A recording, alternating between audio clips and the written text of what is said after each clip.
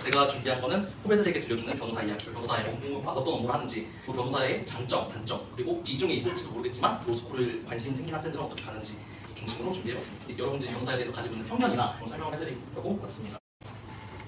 변호사는 이런 일을 하나요? 혹시 이런 무용문화, 천치 변호사 이런 드라마 본 적 있으신가요? 말로 변론하고 화려하게 하고 이런 걸 생각을 하는데 현실은 그렇지 않습니다. 변호사가 어떤 일을 할까요?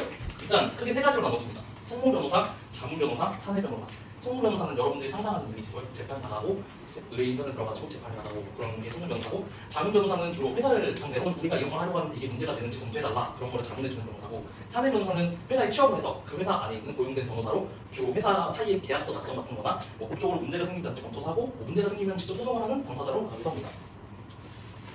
변호사는 사건 수임이라는 걸 합니다. 의뢰인을 만나고 사건을 수임하고, 소개로 오는 경우도 있고 알아보고 오는 경우도 있습니다. 의뢰인들이 그렇게 하는 일이고요. 일반 회사의 영업직과 비슷한 일을 합니다. 어쨌든 먹고 살기 위해서는 영업을 해야 되니까 사건 수임이 영업직이랑 비슷한 일을 하고요.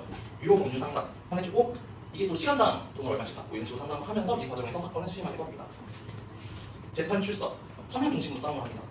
드라마 같은 대화 중심으로 진행되는 결론은 거의 없고, 여러분들이 그나마 비슷한 게 국민참여재판이라는 게 있는데 변호사가 나오고 검사가 나와서 대화하고 이런 식으로 하는데 잘하지 않는다고 알고 있습니다. 대부분의 재판은 서류 중심으로 이루어집니다. 서류 작성, 법원에 제출하는 서면, 소장, 답변서 준비 서면 같은 걸 작성하고, 수사기관, 경찰서나 검찰청에 제출하는 고소장이나 그런 서류를 작성하고, 내용증명, 계약서, 의견서 같은 문서를 대신 작성해주기도 합니다. 조사 참여하고 병인 접견, 이게 형사소송 관련된 일인데요. 피의자가 조사를 받을 때 참석해서 진술을 보조해주는 역할을 합니다.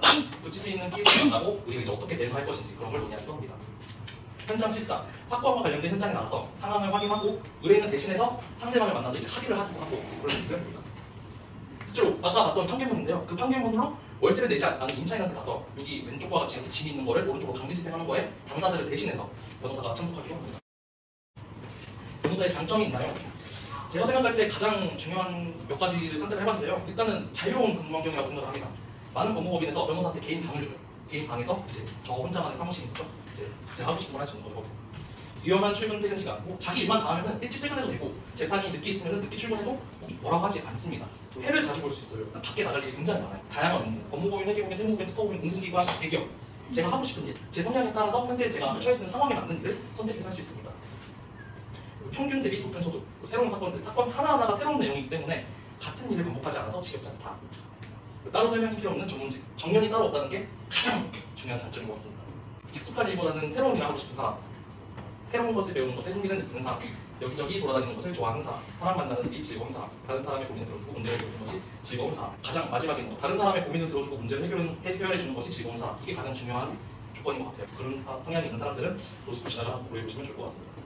그리고 이런 사람들은 로스쿨에 절대 지원하면 안 되는 사람들인데, 단순히 높은 소득, 전문직이라는 타이틀 때문에 지원하는 사람, 그 다음에 공부량이 정말 많습니다. 로스쿨 3년인데 그 3년 과정 동안에 고등학교 3학년 생활을 3년 한다고 생각하시면 돼요. 그래서 고등학교 3학년 생활로 돌아가고 싶지 않은 사람, 절대 지원하시면 안 되고요. 익숙한 일을 계속하는 것이 좋은 사람, 한번 손에 익은 거, 내가 좀 편하게 하고 싶다, 그런 걸 좋아하는 사람들은 변호사라는 직업에 어울리지 않는다고 생각을 합니다.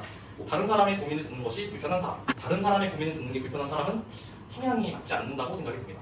그리고 평균 학점이 3.5 미만인 사람, 학점을 굉장히 중요하게 보거든요. 그래서 좀 학점이 낮으면은 지원하면은 서류 탈락 가능성이 굉장히 크다라는 것을 말씀드리고 싶습니다. 로스쿨은 어떻게 가나요? 수업을 열심히 들으셔야 됩니다. 로스쿨에 입학하려면 대학교 성적이 정말 중요합니다. 그리고 법과 관련된 교양 과목, 지금도 있는지는 모르겠는데 저는 재산 가족 그리고 법이라는 과목을 들었거든요.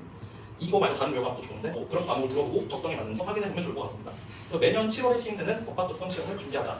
어학 시험, 영어, 토익, 텍스. 낮으면은 로스쿨 입시에서 불리합니다. 일단 로스쿨 입시를 할 때 대학교 학점, 리트, 토익 또는 텍스 성적이 그 세 가지 가지고 서류 심사를 하기 때문에 이 세 가지 중에 하나라도 부족하면은 답이 어려울 것 같습니다. 여러분도 이 진로에 관심 있으면 로스쿨에 갈 수 있고 변호사가 될 수 있습니다.